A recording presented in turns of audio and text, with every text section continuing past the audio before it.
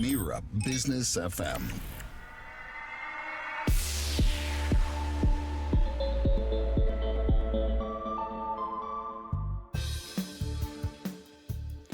Welcome back to Mira Business FM. This is DayBreak with me, Inzamam Rashid, with you for the next hour or so up until 2 o'clock. And then there's just one more day left.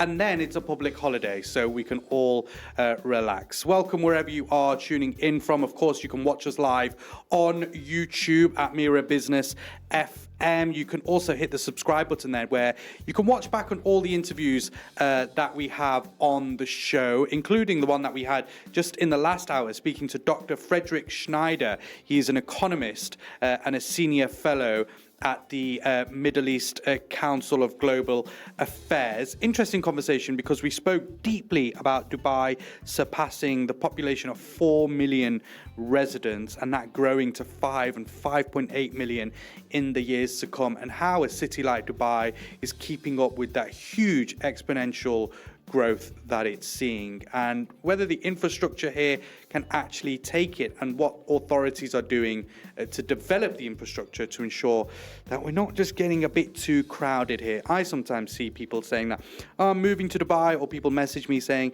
are there any opportunities out in Dubai? And I'm like, no, there's too many people here. Stay away. It's fine. You can come back another time.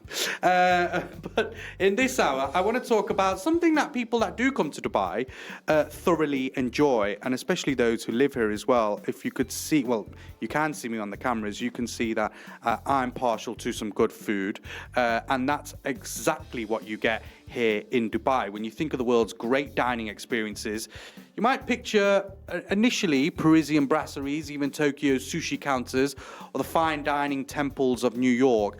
But increasingly, the frontier of gastronomy isn't about what's just on the plate. It's about the journey, the setting, the lifestyle that surrounds it.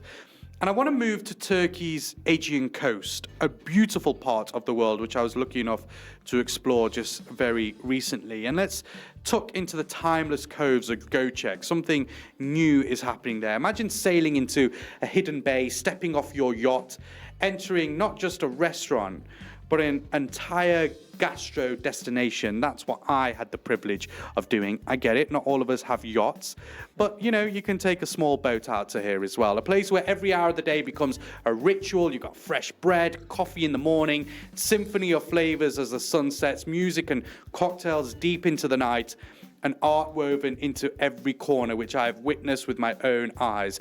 This is Miori, described as Turkey's first gastro destination. It's part restaurant, part coastal village, part cultural statement, you could say. And at the helm of this vision is someone who knows hospitality and branding better than almost anyone, I think it's fair to say. You are a great host, I have to admit. Yigit Sezgin, he's worked with the likes of Fairmont Hotels, Accor, Aman as well, built some of Dubai's most exciting lifestyle concepts.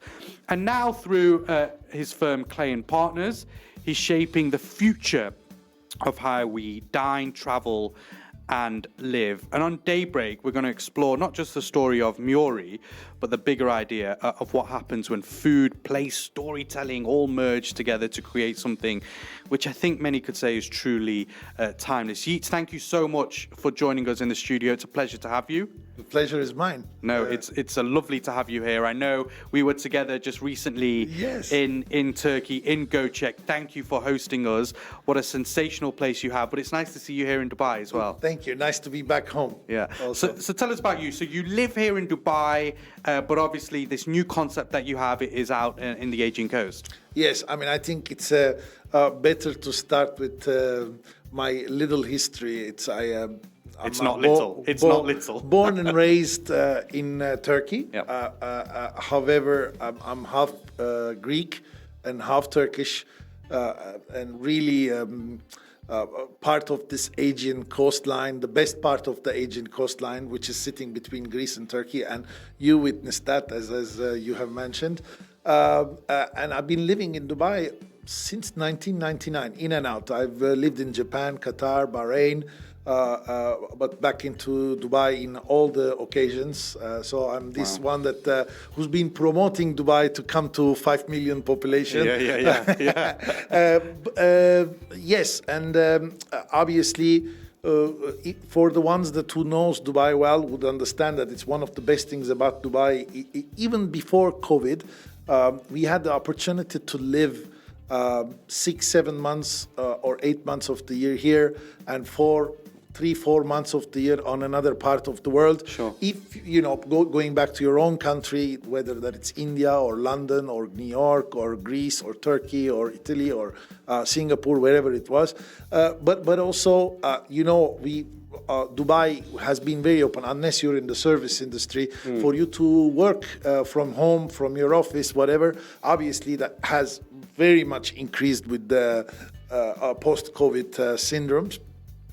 And I'm one of that lucky ones that I've been experiencing this dual life, the best of both worlds, I would say, and always in the sunshine. Yeah. And I call it the center of gravity change. I come here now, which I am back in Dubai, live here, and then I would travel back in and off, on and off to Göcek and to Greece or wherever other places that I need to go to for work. But now back in Dubai, and then I do the same in the summer, around the 15th of May to the 1st of June. Luckily, I have the chance to go, and in order to make sure that I create a home myself to go to, I decided that all this vision, all the experience and the know-how that we have created together with my partners and what I learned in Dubai in the hospitality industry, we put it down into Miori. I would say it's almost a hobby/ego project. Hopefully it works out. It does seem to be working out at the moment. It's something I could see you are very proud of. We'll come on to the conversation about Dubai very shortly and what you've been up to here over the last 26 years, because it's been a lot, and not just here in the UAE, but the wider Middle East as well. You've had a big hand in how some of the largest hotels have operated out here. But I want to talk about Miori, the future of gastro destinations. I think it's fair to say it's described. I think you guys described it as a rhythm of life rather than just a restaurant. Tell us a bit about Miori. What is the actual concept? What happens there? How does it work? Obviously, because of my work and because of my lifestyle, I've been traveling around a lot, and I can tell you, it's really for the people that who are listening us or they will listen later. The best places in the world for you to discover is the Aegean coastlines. And that's between Greece and Turkey.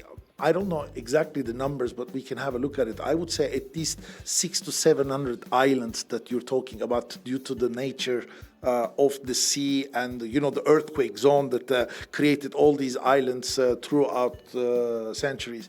The best sea, the best weather, and also an amazing attitude of the people within that zone.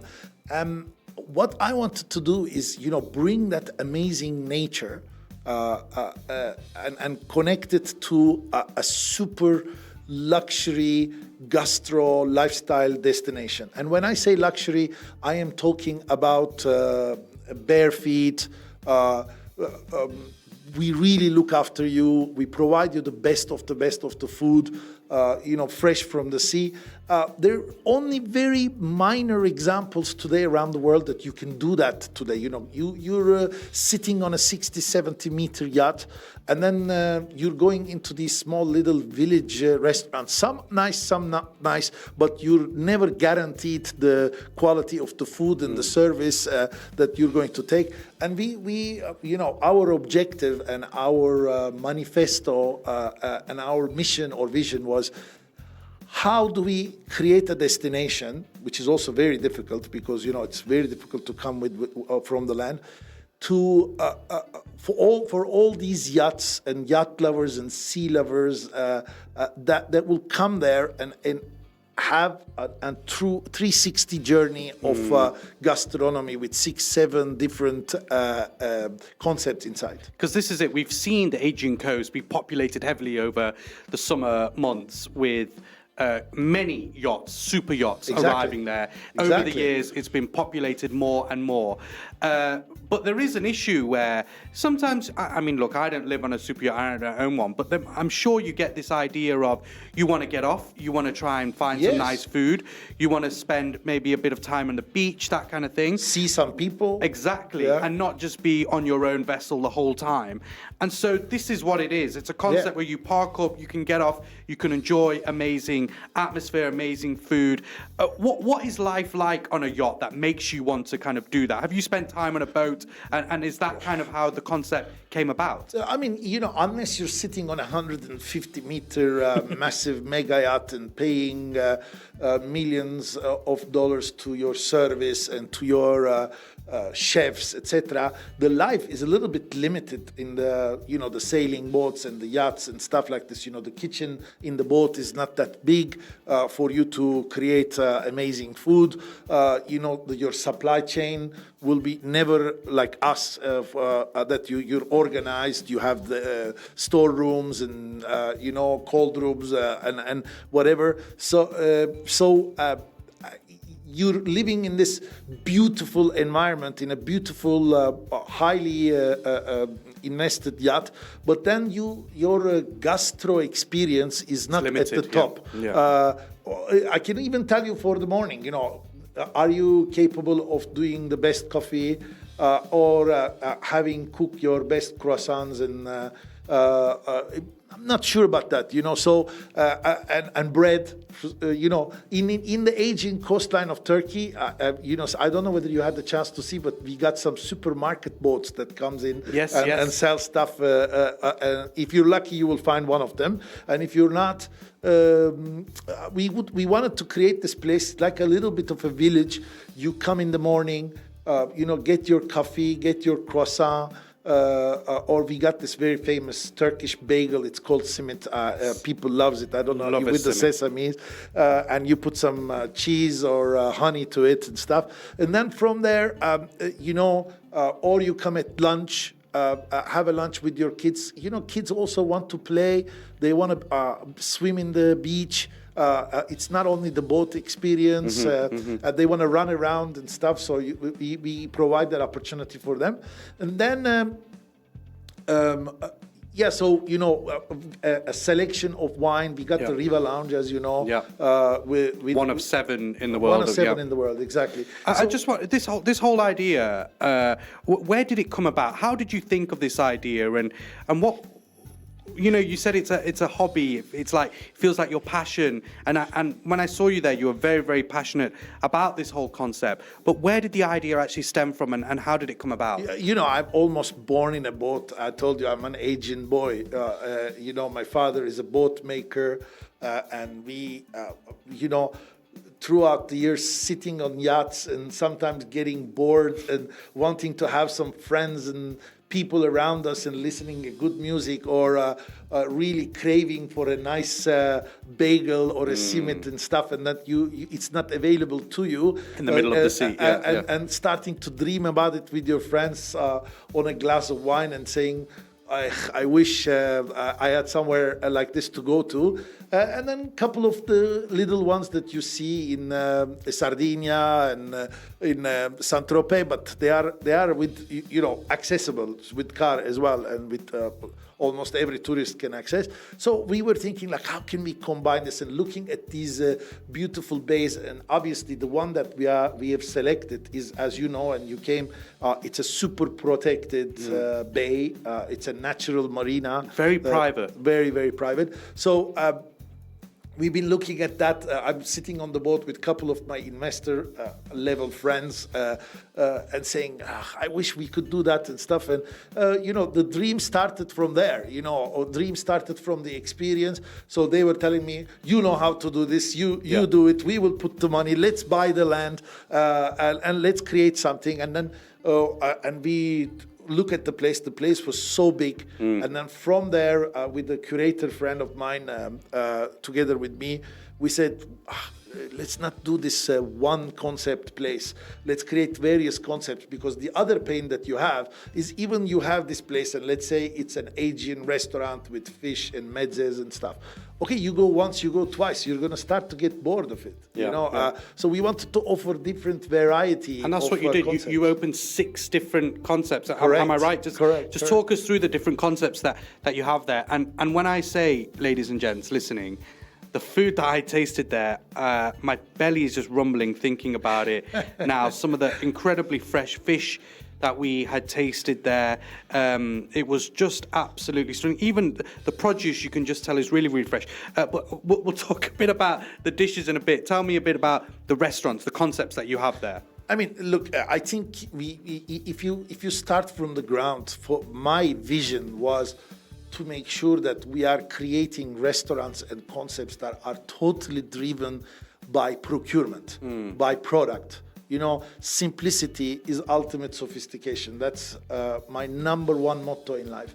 And in order to go simple at the food, but still make it super tasty, you need to make sure that you're using the best product.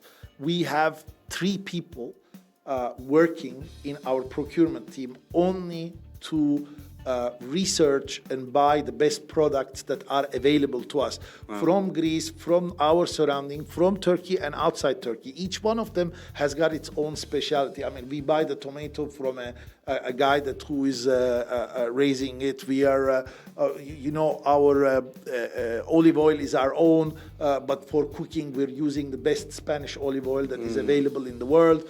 We got our own fishermen to buy the fish and stuff like this. So the concepts are all, whatever they are designed based on product, first of all. What's and as I told you, it's the ritual of the day. So we said, okay, we need breakfast and we need bread. So we have a bakery for that. And then we want lunch where you can have burgers and pizzas. You remember the cheeseburger? Yes. The last day that we had? So, I think I had about 3. So, I'm also, for example, very particular with French fries. And the ones in Hotel Coast that I really like, and there are only type of potatoes that you can buy from some parts of Anatolia that you can do that potatoes. And so we're buying it and we're keeping it in our storeroom for a year, et cetera, et cetera. So there's some really attention to detail. So we got the kitchen where we do the Caesar salads and burgers and pizzas and etc. Oysters while you're sitting on the beach during the day. And then we have the Riva Lounge. Which is really where our cold cuts, platters, and on top of it, super nice cocktails. As you said, there is only 7 Riva Lounges in the world, and it's all designed by Riva Furnitures and stuff. So we got a super cocktail curator, a bartender, award-winning bartender, and then we have an Italian restaurant, Isabel's, for example. I've chosen not to do our own pasta because the environment is not good enough for you to be able to maintain that. And the fresh pasta, you need to do it and you need to consume it very fast. So we decided to go as best as we can, and we are buying the best pasta, professional pasta in the world that is designed by Massimo Botturo, for example. He's probably one of the best 3-star Michelins in the world. His product we are using. So hence the reason the pastas are amazing. So we got Isabel's, which is the restaurant of the Italian restaurant. Then we have the Miori by the Sea, which also the entire concept takes its name from. And that's our Aegean restaurant. We are twisting a little bit the mezzes of the Aegean with super high product and also the fish and the meat that we offer in that restaurant is amazing. We have yogurt ice creams that people really love. So that's one other concept. Then we have a speakeasy. That was another thing. At night, okay, you're sitting on your boat, your friends, you want to party. Go somewhere a little bit small, listen some good music. If there is a friend of you who can actually DJ, so bring him to DJ for you and stuff. So we didn't have. So what we did is we are converting our indoor dining area into a speakeasy at nights for people to come and party when and if necessary. And then the bakery as well. Can't forget absolutely. The bakery was phenomenal. And some of the pizzas coming out of the stone-baked oven were just incredible. Really, really nice food. And when I say nice food, I've been lucky enough to explore a lot of the world and taste nice food. And the food there, I have to admit, was excellent. What also struck me as well, Yigit, was actually the service that was available there, and how there was a lot of similarities to the kind of service that Dubai offers. Now, as a Dubai guy now, and I have been for some time, and have visited this country and this city in particular for a long, long time, when I go to other places, the service is just no way near as good as what Dubai offers. How much have you taken reference of what Dubai has done over the last few years and implemented it into your new place in Miori? Because I saw some similarities. Full on. It's a natural DNA shift, I would say, right? You're used to this. I'm used to this level of service. And I have to say, Dubai also progressed. Dubai has always had a really nice service, but, knowledgeable and know-how level service was not there, but it is today also there.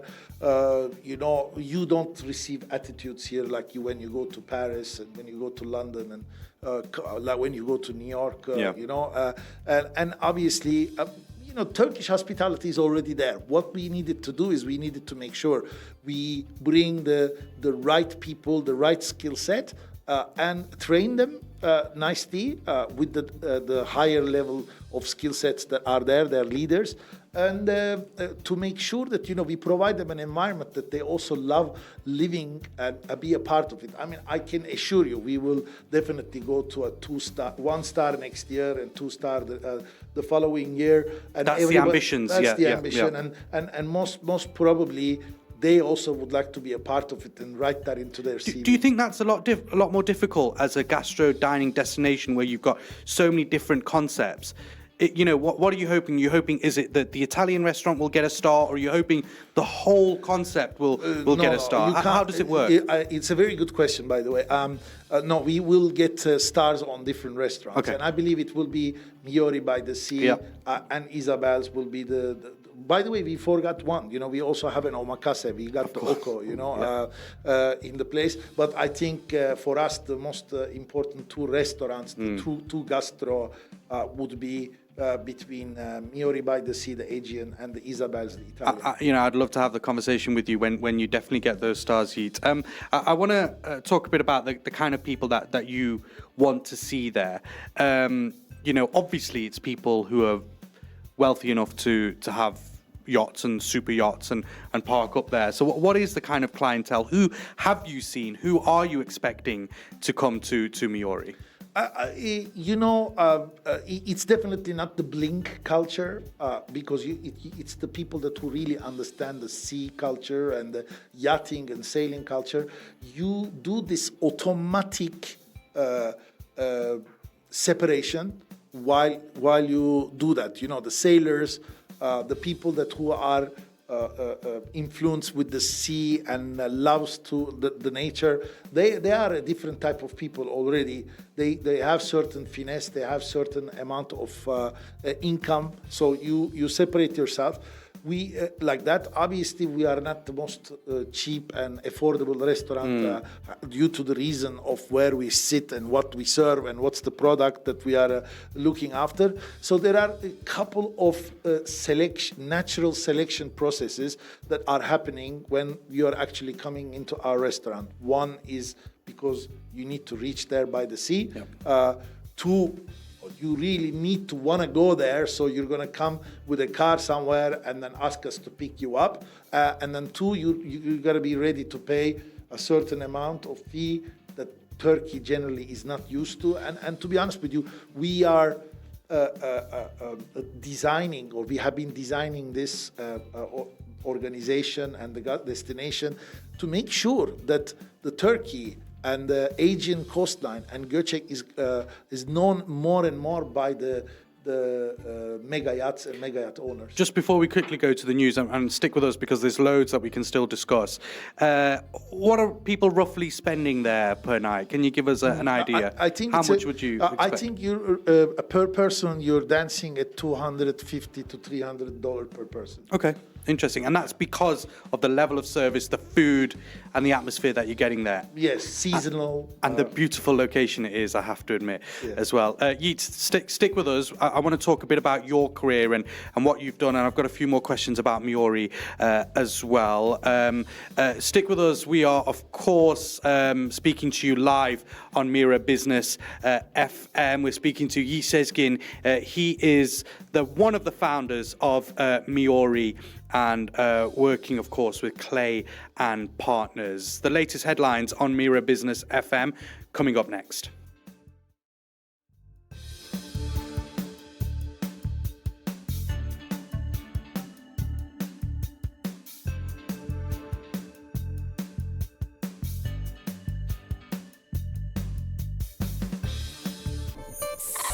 Mira Business FM.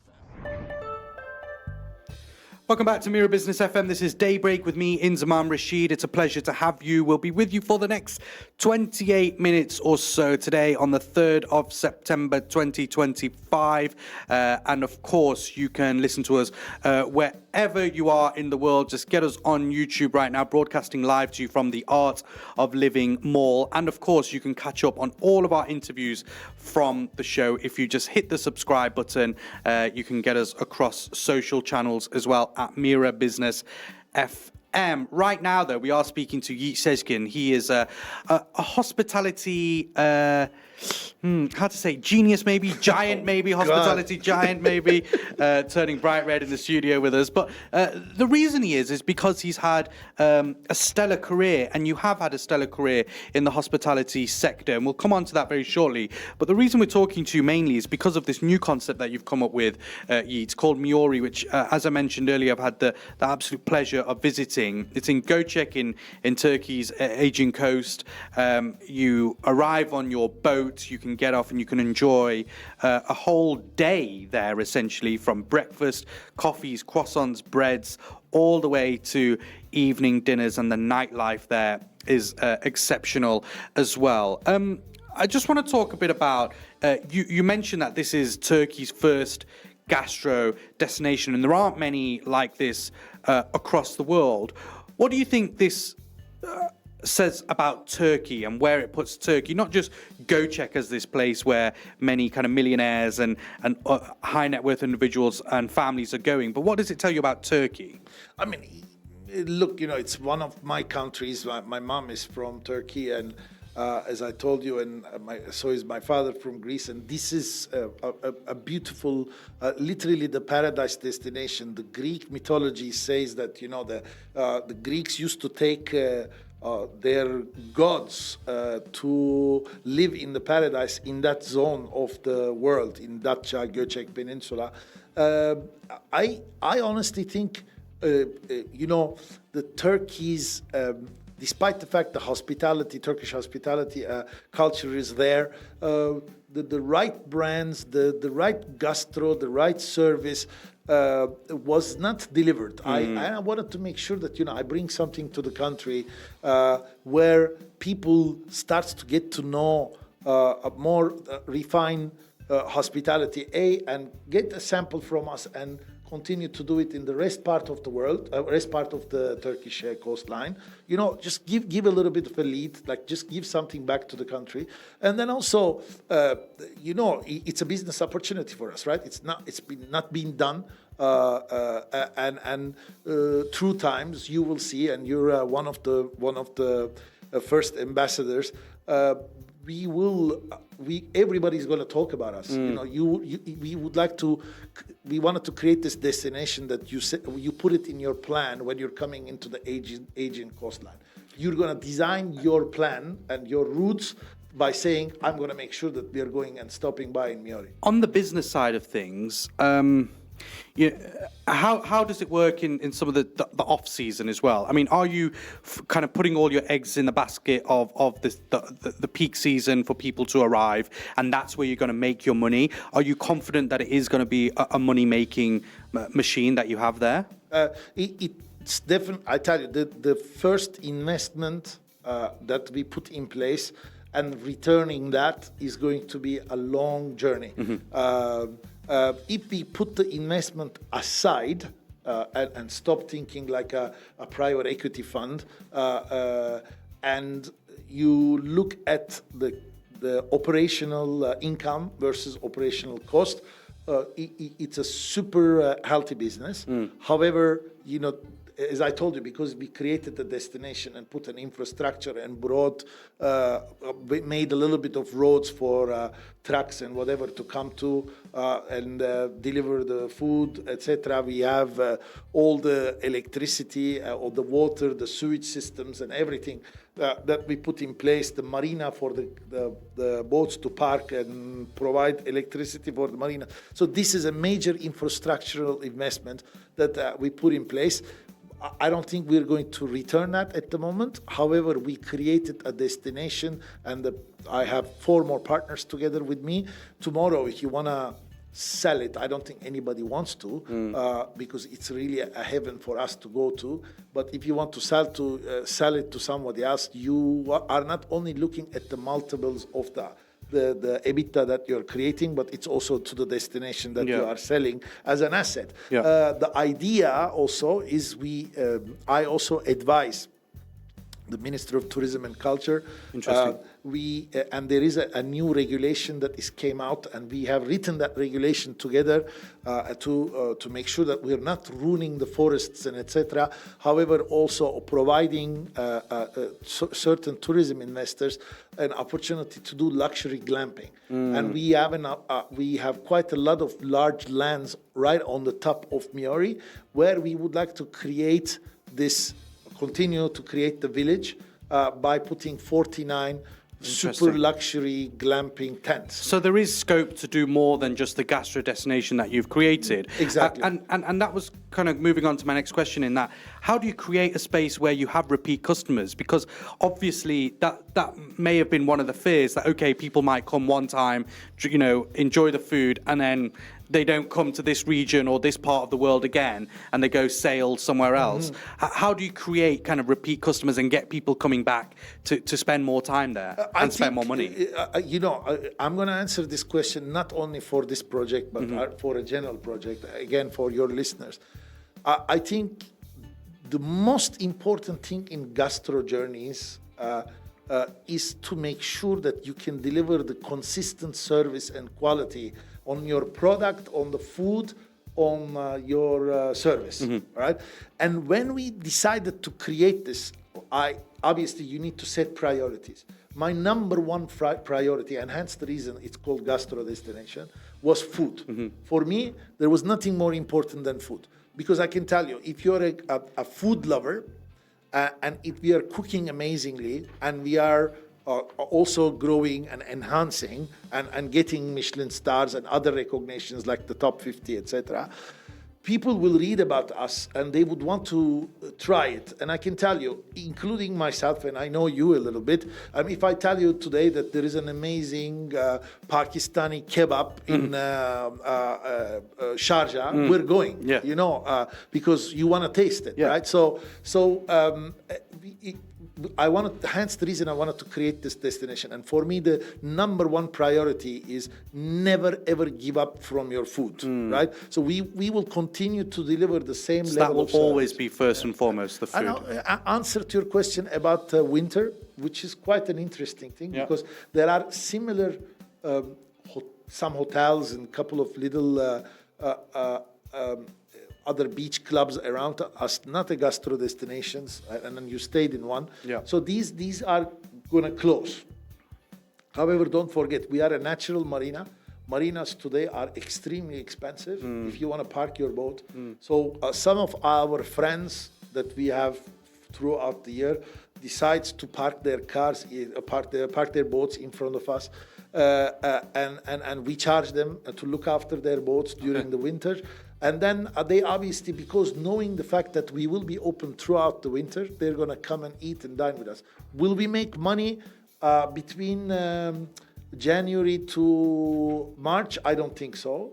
But, throughout the winter, we would like to protect our asset also. And I guess unlike other kind of not similar destinations, but hospitality destinations in the area, you still do have a potential income because of there is what exactly, you supply. Can you imagine the weather is never super cold and rainy and stuff. Even if it is, you wear your jumper, light some fire, sit next to it and enjoy the weather and eat some good food and have a nice glass of red wine is also another experience. We are only 15 minutes from the airport, Dalaman Airport. Maybe for the international customers, it's not going to be the case, but we got captains of the mega yachts. They're also pretty wealthy people to come over and enjoy their time during the off season, etc. But the most important thing is we got I'm comfortably able to tell you it's around a $20 million investment. Wow. And we don't want to let the $20 million investment sitting there during the winter season when there is waves or when there is a super high wind. We want to make sure that we're protecting it. Of course. It's 1:42 on Mira Business FM. This is Daybreak with me, Inzamam Rashid. We're speaking to Yigit Sezgin. And Yigit, I said this earlier and you went a bit red in the face about you being a bit of a hospitality giant. Stop it. No, and when we just kind of look back at your hospitality career that you have had, kind of working with brands like Fairmont Raffles, Accor as well, their lifestyle portfolio. Just tell us a bit about your life in the kind of hospitality world for those big hotel chains and how that has kind of impacted to where you've come today and specifically what you're doing with Miori as well. I was very lucky. I think I catch the wave from the beginning of when luxury and lifestyle business and brands on hospitality is growing. I'm in that business for the last 30 years. That is also my lifestyle. I have a very good education, and to be honest with you, and a very good family background. However, there was not a lot of people around me that was choosing to work in hospitality. My grandfather is a big hospitality guy, a tourism guy. He used to be the chair of Turkish Airlines. And I used to go when I was younger with him to the office and stuff. And I really liked the industry and how they tackle their clients and what the industry is about and flying here and there and stuff. So I was very interested with the industry and I started to work with it. And as I said, my lifestyle and work has combined. I'm very, very, very lucky. This doesn't happen to people. A lot of people in the world goes to work and looking forward to finish at 6 o'clock and get out. And for me, it was never the case. I was very happy where I am, where I was working, in the environment that I was working. And I had the opportunity, as you said, to work with brands like Fairmont and revitalization and repositioning of it, working with Raffles, Orient Express, and many other merger acquisitions. Obviously, the one who always excites me, I would say, is throughout my career at Accor, whether it is with Accor, India, Middle East, Africa, and Turkey, or Fairmont, Raffles, Global, and Ennismore, I had the opportunity to bring on other expertise and brands into the picture on the lifestyle angle, in the likes of SLS's, Mondrian's, and Delano's, and Faena's, and Rica's Hospitality that today Ennismore is a part of, and then Paris Society. So I had the opportunity, and I've been pushing our hotel companies that stop being boring at your lobbies and restaurants. If you don't know it, let's bring the more professionals inside. Let's change the business model, lease out, license certain structures, get to know how this business is done. So I've been very lucky enough to work with super brands and super brand architects who has designed 25 hours, Faenas, etc. that shaped my life before I started my own business. And it's branding, which is what you're the chief at. At Accor, I think you're responsible for about 42 brands, maybe around 500 hotels, something like that, across many, many countries. How do you manage kind of brand consistency whilst allowing for, I think, like local authenticity, particularly here in the Middle East as well? What kind of techniques are you using to make sure people are drawn into a place like Dubai and to those specific hotels? I think I would say there are 2-3 angles. Some brands are more successful than the others. One small little hint that I can give you is the minute you start to grow more than 20, 25, 30 hotels, it's very hard to manage, first of all. I can tell you this. It's about talent, leadership, and how you portray yourself in order for that talent to come and work for you. That's, I think, the number one subject. The second part is technology and distribution that talent has an access to, so that they can make their life very comfortable and easy, and also bring the business into that hotels that you are managing, or restaurants, whichever.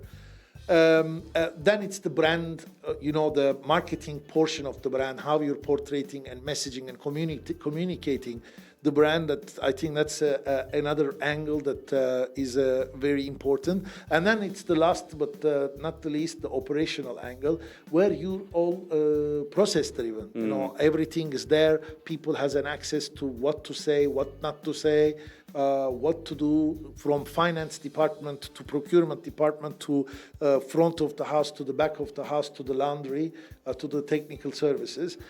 It's a lot of SOPs, a lot of training that you put in place from corporate level all the way to the supervisor down level. I think you forget sometimes how huge hotels are and amount of work that goes into running. It's a big machine. Hotel, if I'm not mistaken, Inzamam, it's the second most complex management structure in the world after hospitals. Interesting.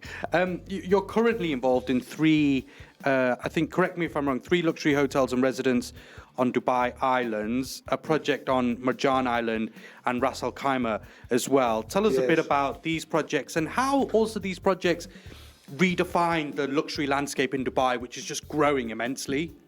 Okay, I believe we're talking about Omoria. Yep. So I am the brand architect of Omoria, a curator of Omoria.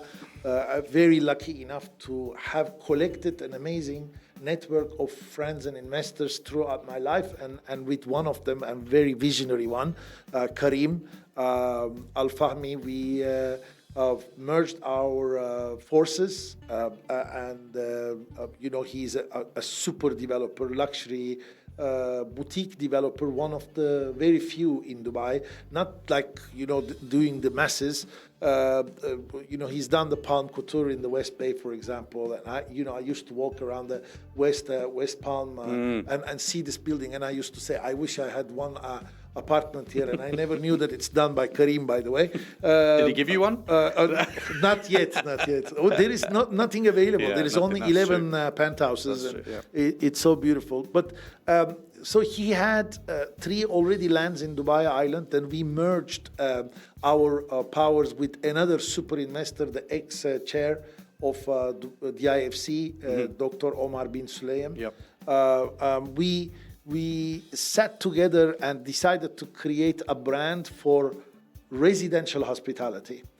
What does that mean? What does residential hospitality mean? So let me ask you this question, because I challenge everybody with this. So I see Bugatti Tower, I see Mercedes-Benz Tower, I see Frank Muller Tower, I see Fendi Tower, I see Elle Magazine Tower, and then also I see Four Seasons and Aman and Jeannot and Fairmont, Mövenpick residences and 25-hour residences. I raise the question to each and every one of them. Okay, if you're in the hospitality business, at least you know a little bit of service, okay? But residential is not hotel. People it's not the same behavior and expectations of services that you have when you're living in your house versus when you're living in a hotel, right? Your behavior patterns change. And my question is, why, and I'm sorry for Mercedes-Benz, maybe they are upset to me, but, why, what does Mercedes-Benz know about residential or hospitality? Absolutely. So there is a big trend, okay. and people are hooked up to it. We said, in order to make this much more consistent and proper, we need to make sure that we're creating a residential luxury hospitality brand. And it's the first of its world. And I was looking at the Accors chart. Yeah. And you have ultra-luxury hotel, ultra-luxury resort, ultra-luxury lifestyle city hotel, and stuff. And then I'm looking at the box, and one thing that is not available is the pure residential hospitality brand in their box. There is not. So from a strategy perspective, I said, I am going to make sure that I'm going to create a brand, and tomorrow, if I am consistent enough, they will come and buy me. So that was the strategic objective. One question I have there, though, is that the place where you live becomes this kind of hospitality hub in a way that you have everything at your fingertips. It's coming to your door, to your apartment, or you can go to it via a restaurant downstairs or a really nice beach bar, all that kind of stuff. Is this then available to people outside? Because if I was living there, I wouldn't want random people and coming along and treating it as if it was a hotel vibe, if you get what I mean. That's a very good question. Ideally, no. No is the answer. We might have a restaurant brasserie that we may want to deliver a certain, we have a longevity and wellness element, the water that you are drinking, the air that you are breathing. We're really focusing on that as well. But, the idea here is we're going to sell you a premium and you're going to pay for a service, but I will be your super executive secretary, assistant, or chief of staff in the house. I'm going to look after everything for you. Butler service, Exactly. It's like a butler service. You're comfortable to call today your secretary and say, book me a flight, book me a restaurant, make sure you invite this person, that person, and stuff. But at home, today, if your wife is also working, who's doing that job? Not the mate that you have in your house most of the time. So, if you're going to host a girlfriend of yours and you want to cook something for him, you're going to tell us what you want and we'll put it on there and prepare it. Well, look, if there was ever a way to make me try and buy a property there, that's exactly what you've done. I give you an example. You've sold it to me. Do you want to take your car to service? Yeah, well, no, you don't. We will do that for you, right? So we will know when your car needs to go to service. We will put the petrol in your car, etc., etc. So that's the idea that the Omori residence is coming out with, and it's the first of its own, by the way. There is nothing like that in the world today. We will pick up on that with you, no doubt, in the future. We've only got a few minutes left, Yigit, and thank you so much for your time. It's been hugely appreciated. One question I want to ask you, with your kind of hospitality hat on and your time, the last 26 years that you've spent out here in Dubai and the Middle East, I think Dubai is probably fair to say has become a bit of a magnet for global hospitality, as you have witnessed and been very much a part of, and lifestyle brands as well. But it's also very trend-driven. True. Dubai picks up on a lot of trends, but also sets the trends as well. How do you ensure in the hospitality world that longevity in such a fast-moving market is there? We've seen so many brands open and close in Dubai over the years. How do you ensure that it remains and that you get repeat customers and that it stands the test of time here? I think I represent one, and I obviously monitor one, and I eat and dine almost every other week in one. I'll tell you 3 different examples. Please. Dubai is creating its own giants that are there, and they will remain. One of them would be Gaia. Gaia is an amazing example. I sit on the board of Fundamental Hospitality, and Gaia is a brand that is created here, and it's full every day. It's almost coming to 10 years, I would imagine.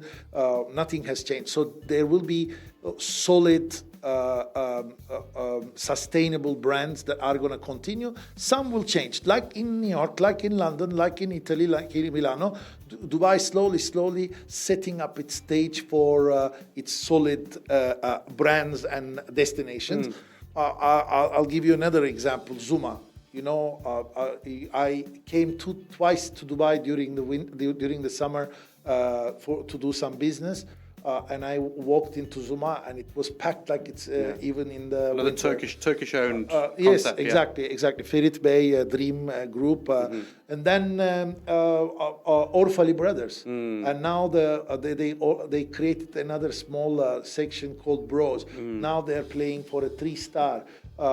It's not going anywhere. They're not even selling alcohol, but they're running 4 or 5 covers a day.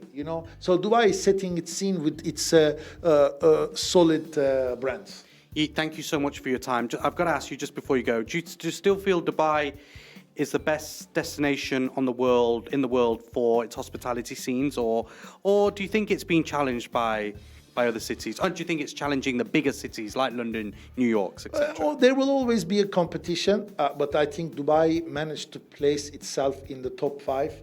That is going to become 1, 2, 3, 4, 5, but 1 back again. So it is one of the places. You remember we used to say London, Paris, Rome, New York, Singapore. I think Dubai is one of them at the moment. Well, you heard it from what I'm calling is the hospitality genius and giant. That is Yigit Sezgin. Thank you so much for your time. Thank you so much Mira for having Business me. FM. It's a pleasure to see you here in Dubai after a wonderful host that you played in Go Check for us. That's all we've got time for today on DayBreak on Mira Business FM. It's coming up to 2 o'clock. If you want to listen back to the conversation that we just had with Yeet there, then you can do on YouTube. It's at Mira Business FM. Of course, the podcast as well, wherever you get your podcasts from. And of course, you can listen to the conversation that we had with Dr. Frederick Schneider talking about Dubai hitting 4 million residents and growing as well, and how the infrastructure copes with the huge growth of the number of people coming into the UAE. As I mentioned, that's all we've got time for today. We will be back tomorrow from 12 o'clock. Hit the subscribe button, like and follow, and all those channels as well, and you'll get all those interviews coming to you directly wherever you are in the world. It's coming up to 2 o'clock. This is Mira Business FM.